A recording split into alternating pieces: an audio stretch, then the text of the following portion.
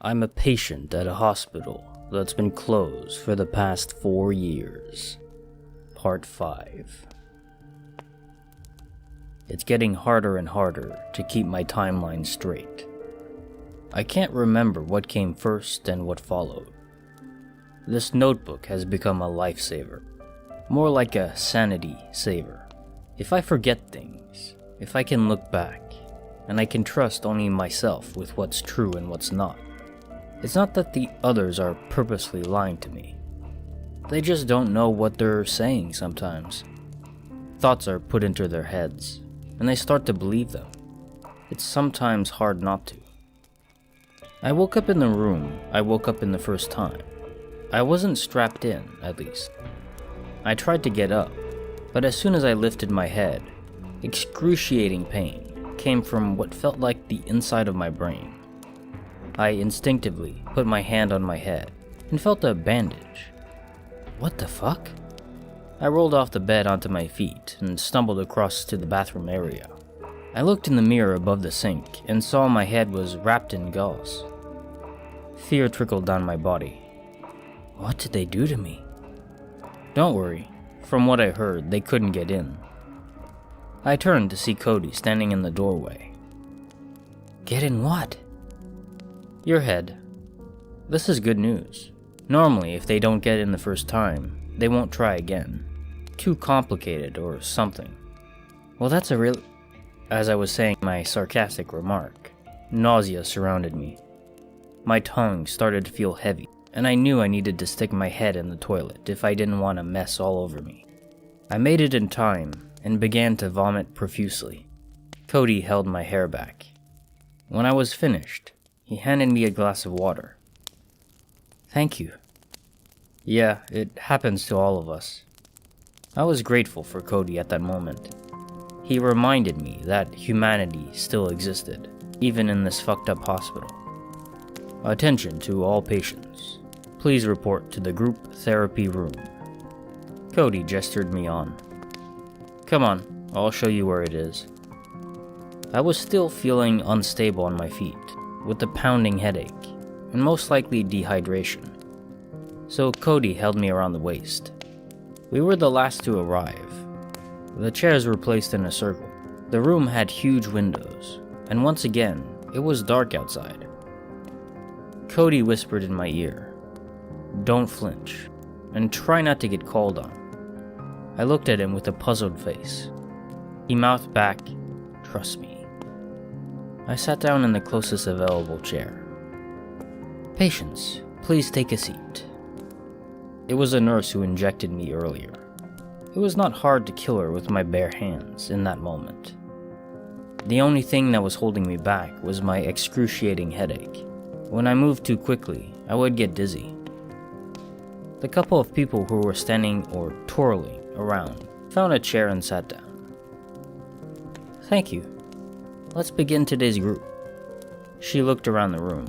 I made sure not to make eye contact. Cody, Noel, stand up. They sighed, but obeyed. Noel, punch Cody in the face. What? Noel looked at Cody, apologizing with his eyes, and socked him in the jaw. I was about to scream and jump, but I remembered what Cody said. Don't flinch.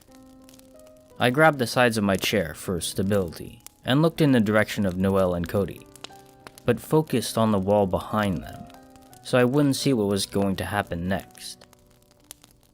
Again, but harder this time. Noel hesitated. Come on now, let's not waste anyone's time. Noel punched Cody again, but on the other side. Very good. You two may sit down now. Noel sat down quickly.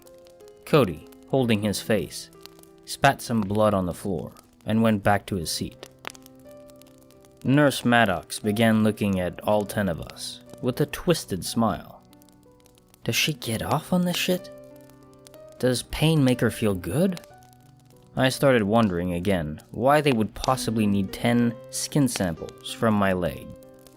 Frank. He stood up, twitching away. Even Frank had some fear in his face. Choose. Choose what? Please, Nurse Maddox, not today, Frank pleaded. Choose. Frank moaned, grabbed the man he called Bob, and threw him across the room. I couldn't help but gasp. Frank was tall but very lanky. Definitely didn't look strong. Bob was middle-aged and overweight. Frank threw him, as if he were as light as a pillow. Cody eyed me to calm down, and I tried, but it was too late. I had been noticed. Ah, Mrs. Taylor, stand up. I did slowly. My legs were shaking. Go ahead, Frank, she said with a smirk. I'm sorry, Anna, Frank said as he walked towards me.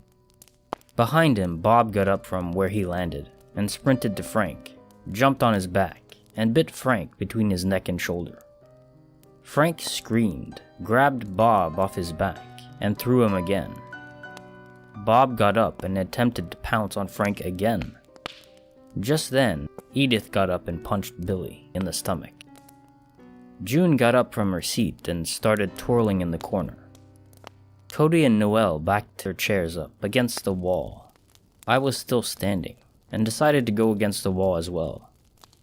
I looked to Nurse Maddox, who was laughing, and slapping her knee. There was screaming and shouting, and punching and kicking. I looked back at the violence and saw Billy smashing Edith's head on the ground so hard there was blood, a lot of blood. And her head no longer looked like a head. I felt bile coming up from my stomach. It was horrendous. Everyone went quiet once they noticed what was happening in the middle of the circle. Okay, thank you everyone. This has been a very productive session. You may go to the common room for recreation now. And Mrs. Taylor? She looked directly at me now. I turned my head to face her. I hope you learned something today. Nurse Maddox stood up and left. Cody and Noelle approached me. I was paralyzed by what I just saw. I couldn't speak or move. You did great. Don't worry. Yeah, let's just go to the common room, okay? Cody attempted to comfort me. I nodded my head and let them both guide me to our next destination. Before leaving, I took one last look at Edith's body lying on the floor, surrounded by her own blood. It was motionless. We sat down and started playing cards. How can I see these cards if they don't really exist? I had so many questions, but I felt I wanted to start with an easy one. We're not positive, but we think it's one of the medications they give us when we get here that makes us hallucinate objects. What medication? I don't remember getting any medication. You wouldn't. How many times have you been knocked out? And each time it happens, you don't know for exactly how long. You've been in this hospital for almost 4 years already, but have only been visible to the rest of us for a couple of cycles. Cycles? It's what we call days, since, there's no sun, Cody explained, looking in the direction of the windows. Right, and how is that? Yeah, again, we don't know for certain, but we think it's another experiment, seeing how long humans can survive without sunlight. Okay, but how did they make the sun disappear? Is it another illusion? Don't know. Noah looked down at his shoes. Look, we don't have all the answers. And most of what we do know is actually only assumptions and educated guesses. We just want to survive, and we've learned how to stay under the radar. Well, most of the time. He looked at Cody. What? I didn't understand. He's talking about when I jumped in front of Nurse Maddox, when you were having a freakout. Oh, yeah, and because of that I got to punch you in the face twice. Now that I think of it, it was kind of what I wanted to do in that moment. We all thought the same thing. Did they somehow know what Noelle was thinking? I had an idea. Hey Frank, come here. I motioned with my hand. Hey Anna, wanna play pool with me? He had his happy, energetic demeanor again. Maybe later. Listen, did you ever think about hurting Bob before group today? Yeah, earlier, when he was sitting in the seat in front of the TV. It was my turn to watch the snow show, but he wasn't moving. I wanted to take him and throw him across the room, but then I thought that was mean. So I went to talk to Sally, because she's a great listener and never interrupts. Oh shit. Cody's eyes were wide and full of dread. They can hear our thoughts? Well, yeah, but at least I get to hear theirs, Frank boasted while pointing to his head. He walked away and played pool by himself. We sat in silence for a few moments, digesting what we had just found out. I broke the silence. Do you really think we've been here for 4 years? There's nothing to prove otherwise. What do you think happened to me during that time? What did they do to me? Noel shook his head. Not a clue, and I'm sorry to say this, but probably nothing good.